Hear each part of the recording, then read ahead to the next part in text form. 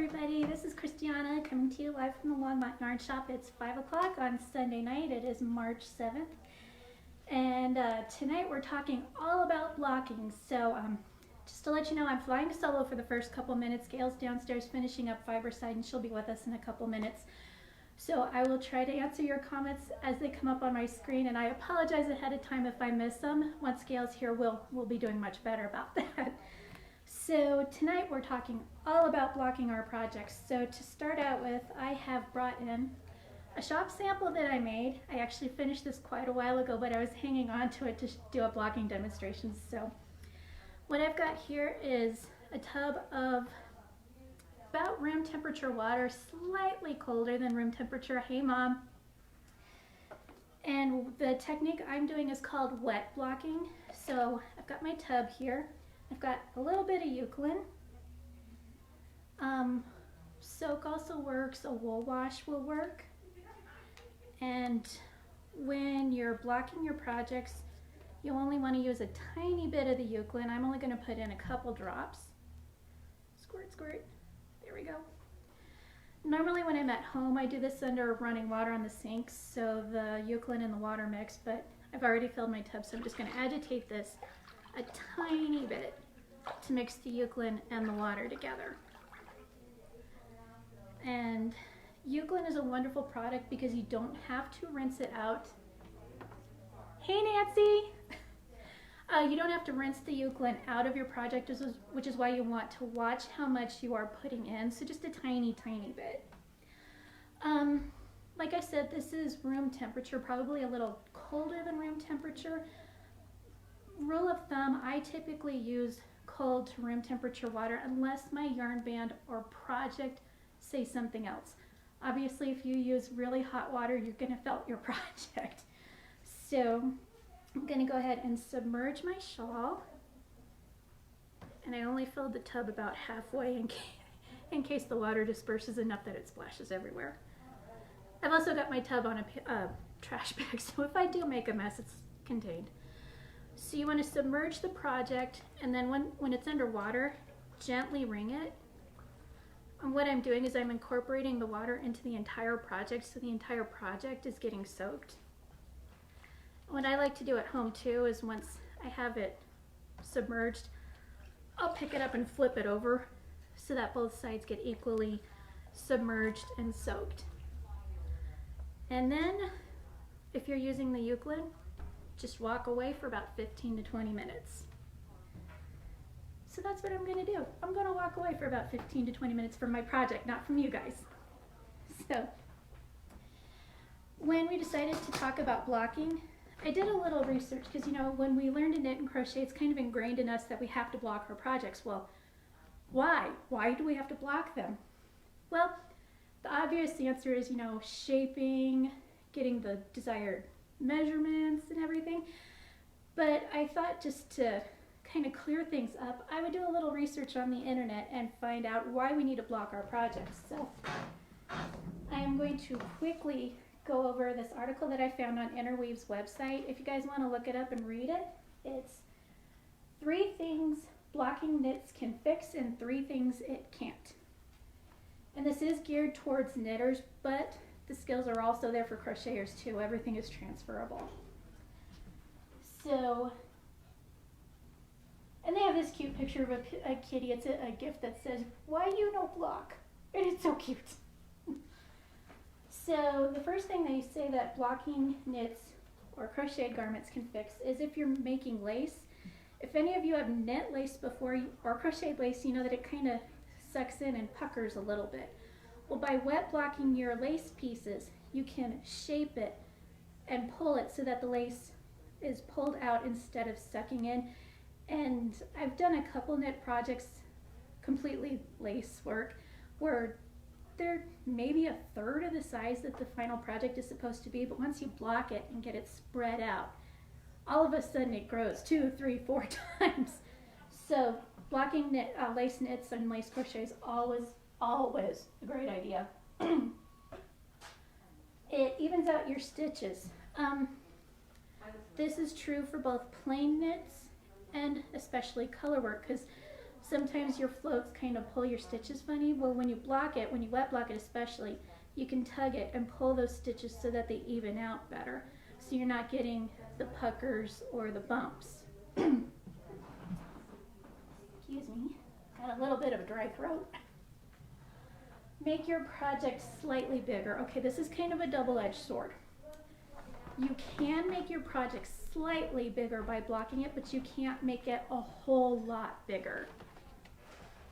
So if you're off your finished measurement by maybe half an inch, quarter of an inch, maybe even 3/4 of an inch, you can, thank you Gail, you can kind of pull it to get it to measurements. However, one of the 3 things blocking cannot fix is if your gauge is terribly, terribly off.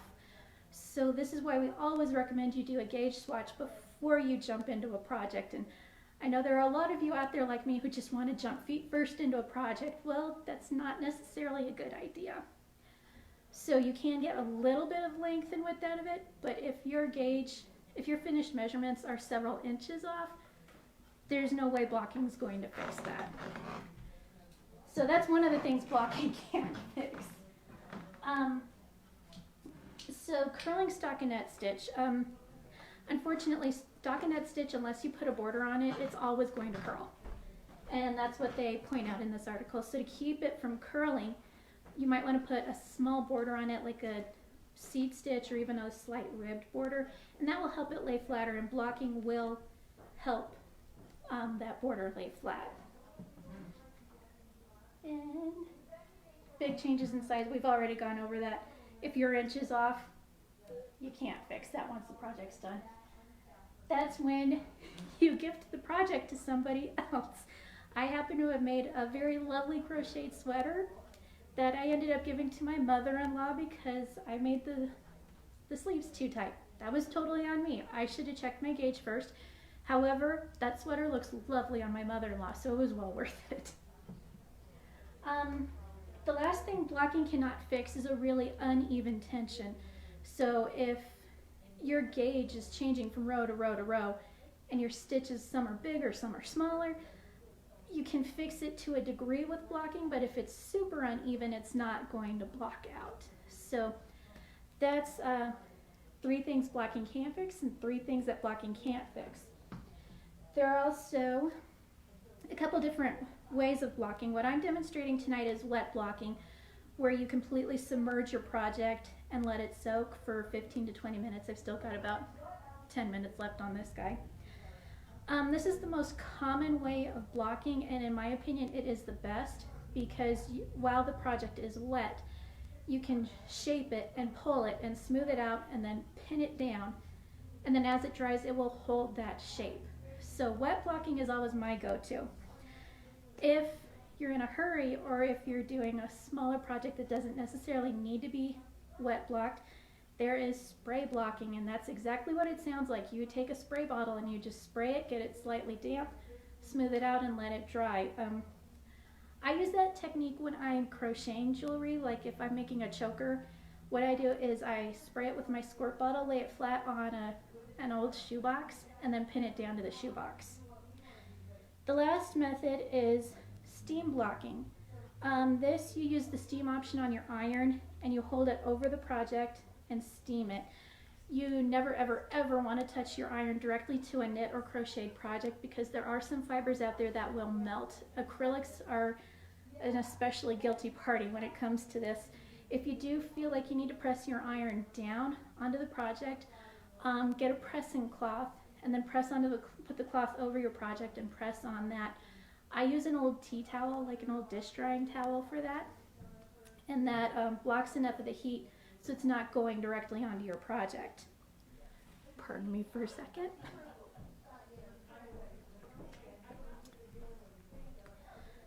So I've still got a couple minutes left on this. Blocking is also a wonderful idea if you have a yarn that some of the dyes come off on your hands. So this is especially true with hand dyes. Even some manufactured yarns from bigger companies will have a little bit of dye seepage. So blocking in cold water is an especially good way to get rid of that dye so it's not coming off on you when you're wearing your project. So, oh my gosh, my brother's watching. Hey, Robert. So, Guys. I know, it's wonderful to have guys watching. Yay! So, we've got the eucalypt, which we have it available in 3 sizes. If you want to try a little bit first before you commit to a larger bottle, we've got the samples. These guys are 99 cents. Currently, we have the lavender and the natural. The natural has no scent to it, and that's what I'm using here. I'm using the unscented because this is a store sample, so I don't want any heavy scents on it. Not that these are heavy, they are not, but I just don't want to risk it because I know there are a lot of people out there who have sensitivities to these scents. So these guys are 99 cents. Hey, Robert. And the next size up, I've got a 3.3 ounce. Because you're using so little of it, I've had the same bottle, the 3.3 ounce, for about 2 years, and I've only used about yay much of it. So because you're only using a few drops, a 3.3 ounce goes really, really far. So currently I've got it in lavender, jasmine, and eucalyptus. And these guys are $6.25 per bottle. And I'm blocking and hand washing projects all the time, so if I'm only using about that much, this bottle's going to last you a super, super long time. Now, if you're a crazy knitter or crocheter who finishes a lot more projects than I do, you might want to look at the 16.9 ounce bottle. So this will probably last you 3-4 years if you're like me. If you're like my mommy, this will last you a couple months. But currently I've got this in lavender, grapefruit, and eucalyptus. This also can be used in the washing machine. It has very clear instructions on how to use it in the washer. But if you are using this for a hand wash item, literally all you do is put in a couple drops, let it mix with the water, put your project in, walk away for 20 minutes, and that's it. You don't have to rinse it out. The eucalypt doesn't have to be rinsed. Yeah, this is what my mom has. So these guys are $16.25 and they are 16.9 ounces. So there is a machine washing option too. Sorry, I'm making all kinds of noise over here. We've also got the Eco Wash bags. These are fantastic because you can just put your project in, zip it up, throw it in the washing machine on a delicate cycle. These are also fantastic for any other delicate items you need to wash. Like the shirt I'm wearing, technically only hand wash only, but I threw it in one of these in the washer and it came out fine. So we've got the generous or ample sized. We've also got the slim sized, and they have different colored zippers on them. It doesn't mean anything, they're just cool. They've got different colors on them. And let me find the price on those. So, you know, they're right on the box. I don't need to be pulling it up on the computer. So the slim bags are $18, and the generous bags are $24. Who's saying hi to me? Oh, hey, Allie. So, okay, we are at 15 minutes. My project's been soaking. So I'm going to try and demonstrate this as best as I can. What you want to do is you don't want to squeeze and twist. You just want to gently squeeze your project. But before I do that, got an old towel from home. And I'm gonna lay that out flat. And for my blocking towels, I just wash them with plain old laundry detergent, no fabric softener, no nothing. I'm not a scientist, so I don't know if the chemicals can transfer from one thing to another when it's wet, but I'm not willing to take that chance. So just plain old laundry soap, and sometimes I'll even rinse my towels twice just to make sure those chemicals are out. So I'm going to pick my project up, gently wring it out.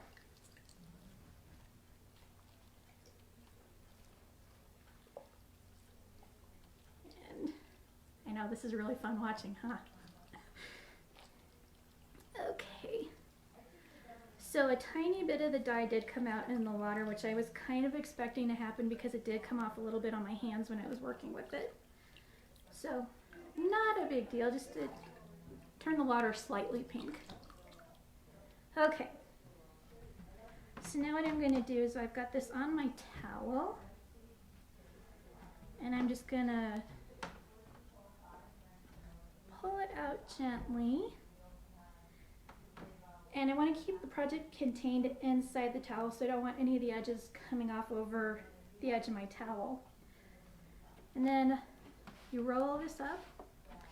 Oh, and I just thought of another advantage to wet blocking too. For those of us who have animals, like my dogs or some cats, wet blocking also pulls a lot of that animal fur out of your project. So another advantage.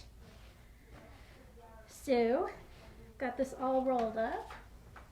Here comes the fun part. Hey Gloria! So I know you're not going to be able to see this, but what I'm doing is I am putting this on the floor, right in front of me.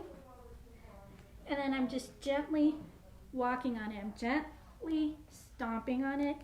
I'm not slamming my foot down, just kind of gently walking on it. And I just go back and forth a couple times just to get the excess water out of there.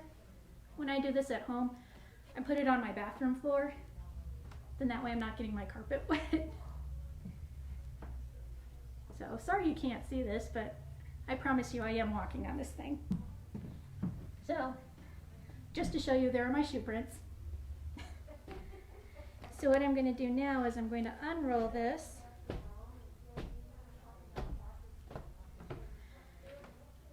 So that last step, other than being a lot of fun, gets out a lot of moisture from your project. So you can probably see here my towel is thoroughly soaked now.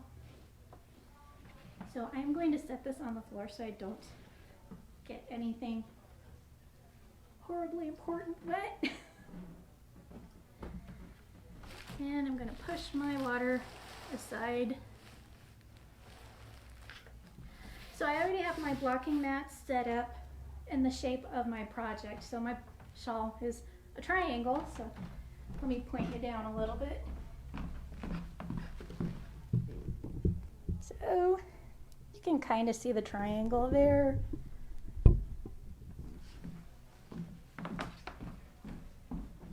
So this particular project that I did has no finished measurements. It's just a knit until you run out of yarn project. So I'm not trying to achieve any sort of size. I'm just trying to get the pattern clear and get the shape that I want, which is a triangle. So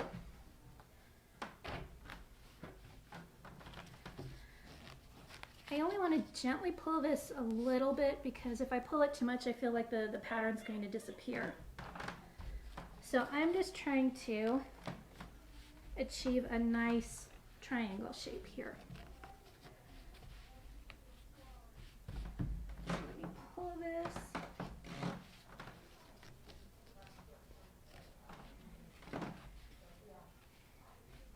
Okay. And sometimes too, depending on what kind of yarn you're using, you might want to, I've already woven my tails in and then snipped them close to the fabric. Sometimes if you're using an acrylic, you'll want to go ahead and weave your tails in, block the project, and then once you set it out, then snip the yarn closer to the fabric.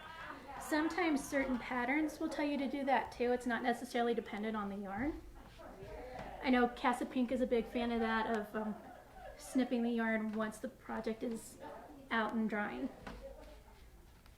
Alrighty. So I've got a couple little funky stitches that I'm pulling straight on here.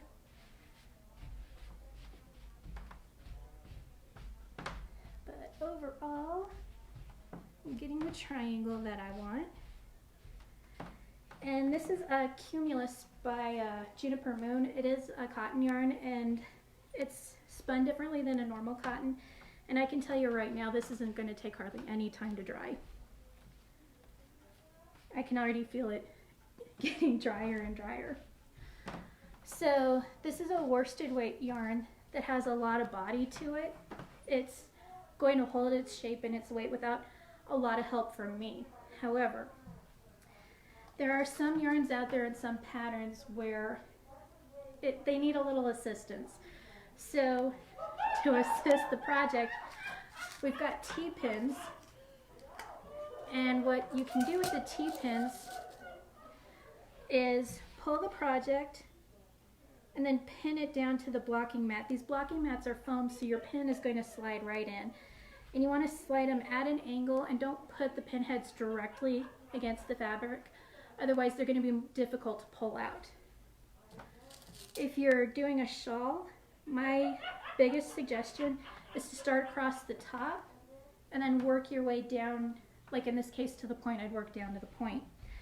The reason for this is everything's kind of based on one side of the project, so you want to get that side established and then work your way out. So the pins, you want to keep them quasi close together. If you have to be careful about your tension when you're doing this too, because if you're pulling it like this, I would just put a point in my shawl. So I don't want a point, I want a straight line. So I'm just going to go straight across. And once you have one side pinned down and secured, then the other sides you can tug and pull and smooth and shape to what you want it to be. And so because of the heft of this yarn, it's not really necessary for me to pin. So now for lace, the T-pins work fantastic, but also too, we've got blocking wires. Blocking wires are fantastic for lace weight projects. They're also great for larger shawls that you really don't want to have to pin individually over and over and over again. So we've got two sizes of blocking wires. We've got a worsted and a lace, and I think this is the worsted. Yep. So how do blocking wires work? Well, what you want to do, and here let me get a little closer to the camera, is you're going to weave them in and out of your project. And you just do that all the way down the side that you're working on. And the positive of this is, again, you're not having to put in the individual T-pins. And then when you're weaving your blocking wire through the project, it can scrunch up, but then it's all on this wire, so you can pull it out, smooth it out, and then you can adjust the wire to wherever you need the project to be. So, let's see if I can get it just a tiny bit closer to the camera. So what I'm doing is I'm poking it in, and then back up, and then down, and up. And you do that all across the side of your shawl or project, blanket, as the case may be. Pull it, and then all you have to do is move the wire. You don't have to move the individual pins. So blocking wires are fantastic for lace shawls, especially larger ones. You probably could use these for sweaters. Honestly, I would recommend just sticking with the T-pins for those. And we get that put away. Another option would be these knit blockers, and I do apologize, I don't have them open. They come factory sealed. And they are, let me get closer to the camera.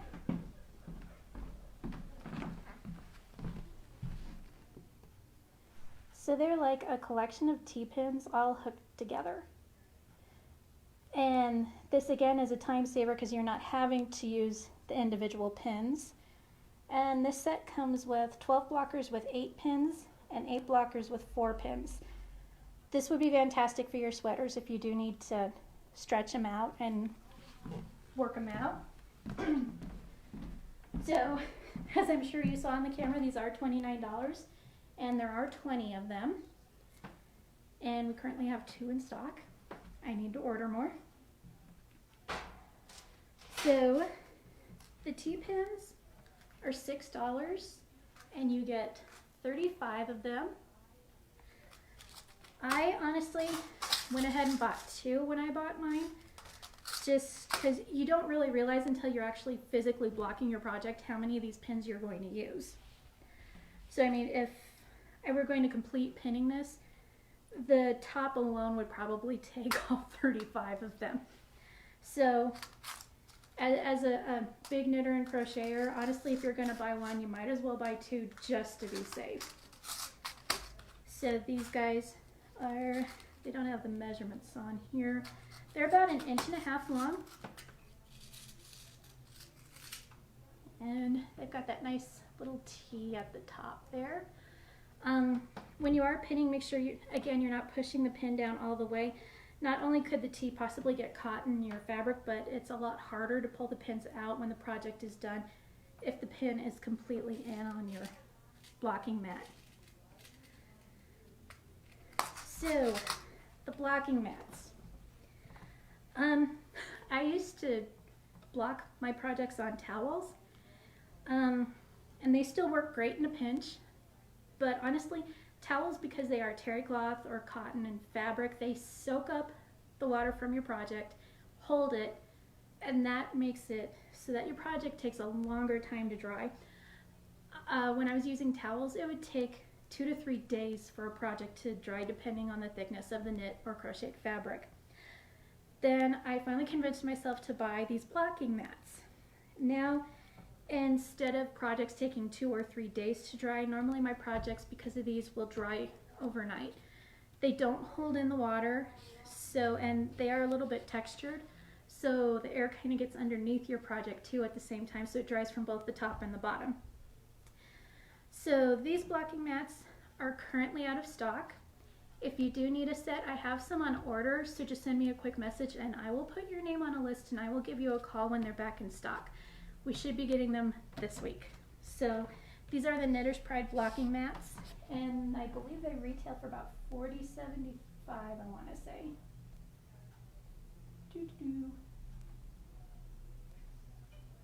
Computer doesn't move quite as quickly as I need it to.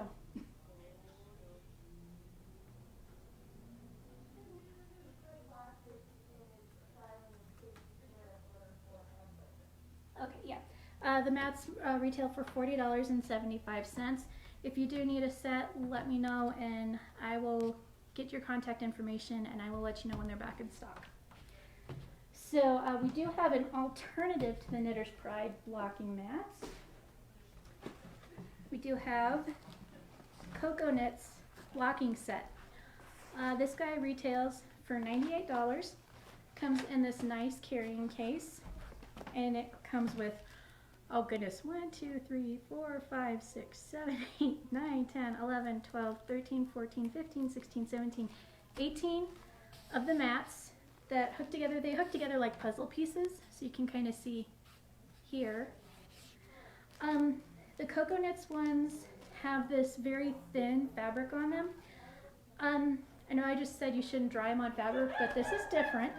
This is a fabric that actually keeps your project in place. It holds it, but it doesn't cause your yarn to pill or anything.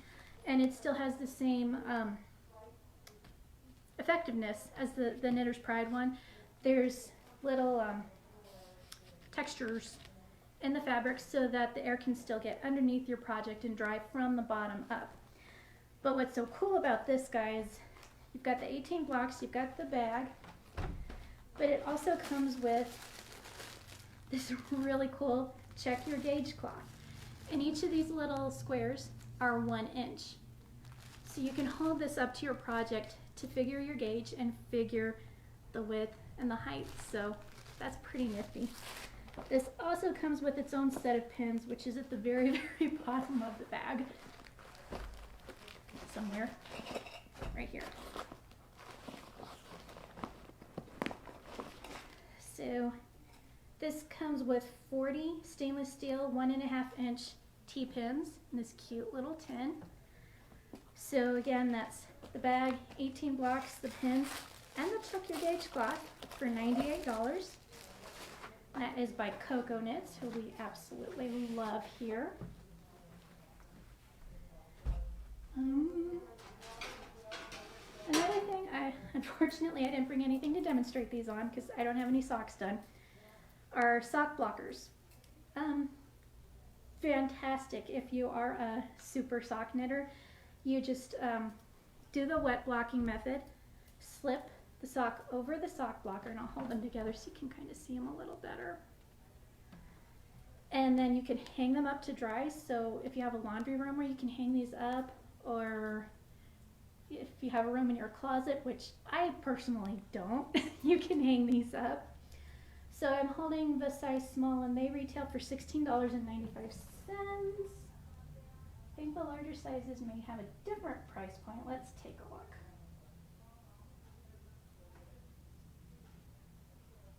Okay, so the smalls are $16.95, and the larges and medium sock blockers are $20. And these guys are all on the website under the Fiber at 5 tab under the shopping tab. And yep, they're all there for you to gander at or buy if you so choose. Another thing that I'm absolutely in love with, these are Katrinkle's Washable Tags.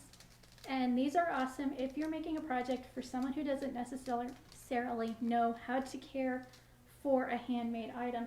So these particular tags say machine wash, lay flat to dry, and it is a card of 4. So these are made of bamboo. They can go in the washer, well, they can go in the washer. I probably wouldn't put them in the dryer. They do recommend though that hand washing is always best with bamboo with these guys.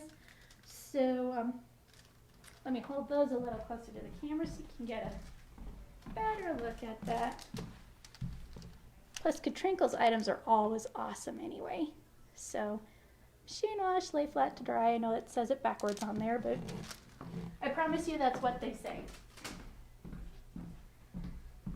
So, just kind of still tinkering with that a little bit. I may pin it a little bit more later, but I won't bore you with my pinning. So in case any of you were curious, this is a shop sample that I've finished. This is called the Daphne Shawl. The Daphne Shawl is also under the Fiber at 5 tab on the shopping tab. I did bring it over to show you guys. So the Daphne kit is $49.99, and it comes with 2 skeins of the cumulus. So there's the pattern right there. This is literally a just knit until you run out of yarn project. The minimum amount of yarn that you would need is 2 hanks. They say you can go up to 3, but if you want a big shawl, you can use as much yarn as you want. So I've got the kit available for $49.99, and I've got it in the strawberry, which is what I used for the sample.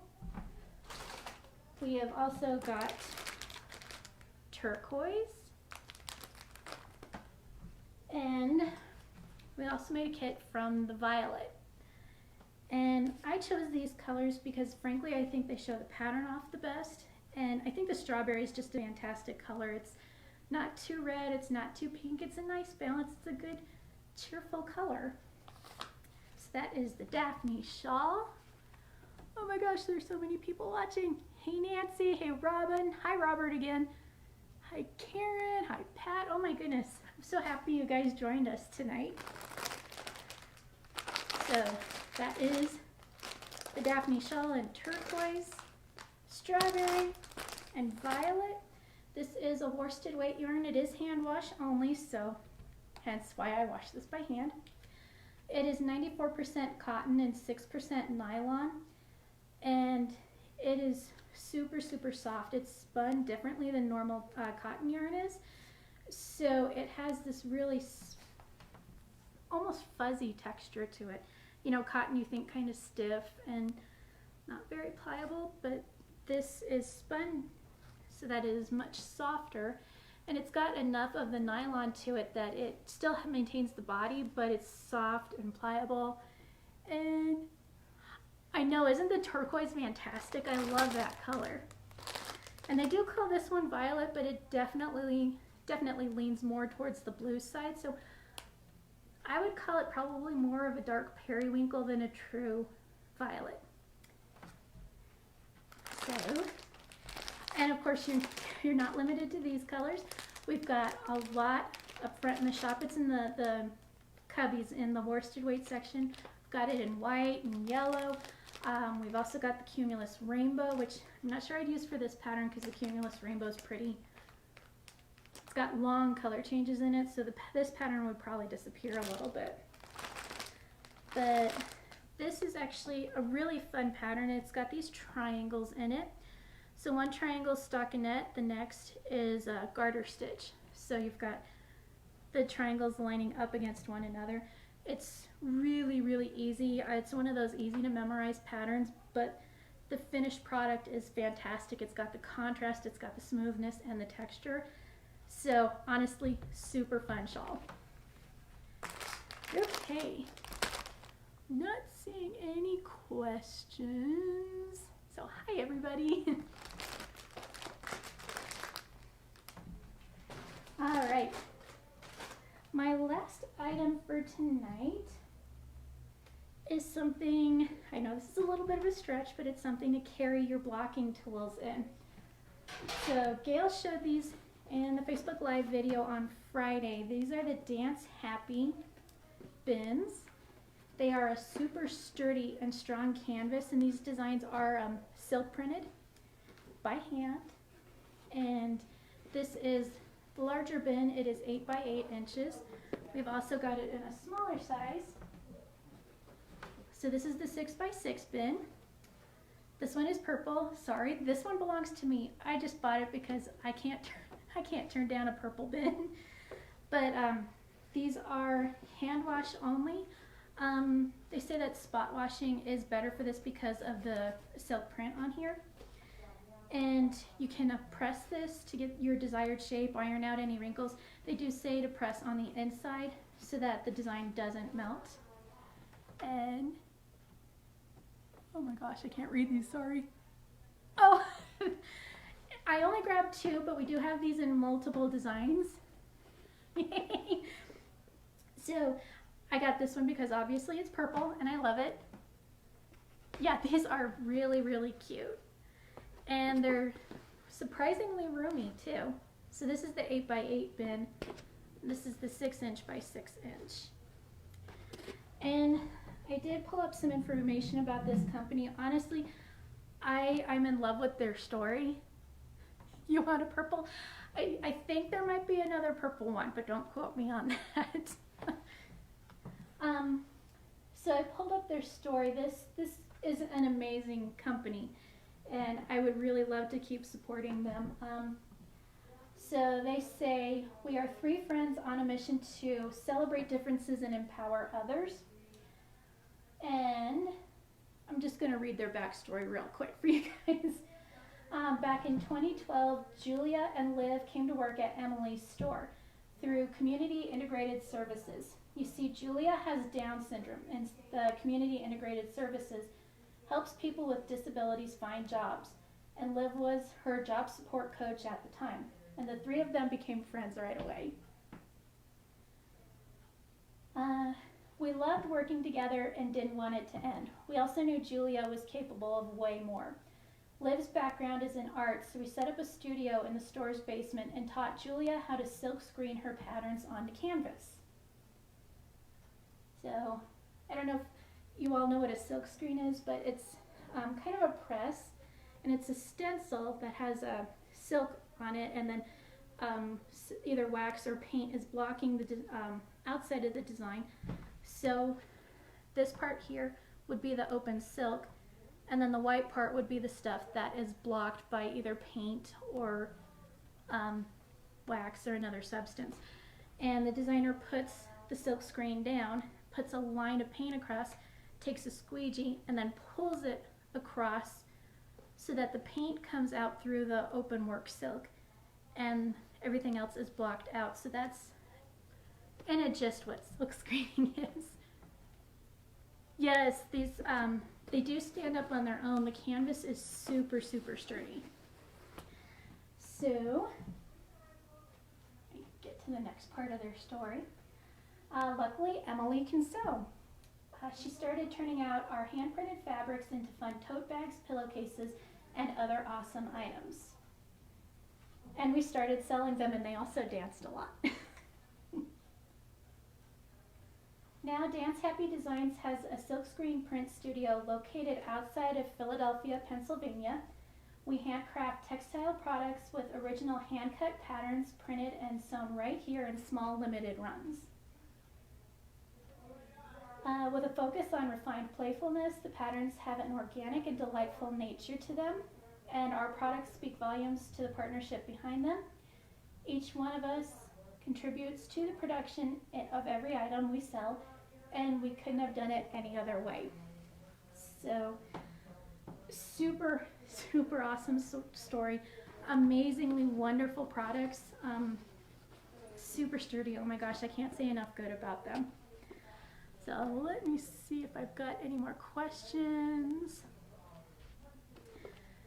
So you can keep your blocking supplies in here, or your knitting or crocheting projects, cross stitch, anything you don't want to lose, I'd keep in here. So this project is probably going to take overnight to dry, but honestly, it's already really, really dry. And a bunch of ink did come out in the water. Well, not a bunch, it's slightly pink. So again, another good reason to block your project. Get that little bit of extra dye out there into the water instead of onto your skin when you're wearing your project. So I think that is all I have for you guys tonight. I hope I didn't miss any of your questions. So again, blocking, you need to block your projects, honestly. Again, it helps with the shape, it helps even your stitches out, it helps get you that little extra bit of width or length or height to your project. Not a lot if you're more than, I'd say, an inch off, then blocking cannot fix that. But it does fix a lot of things, you know, like the sign behind me says that stuff will block out. And again, if you have animals, you have dogs, cats, this is another good way to kind of pull that fur out. The water pulls the fur out of your project and it ends up in the water instead of on your skin. So that is all I have for you tonight.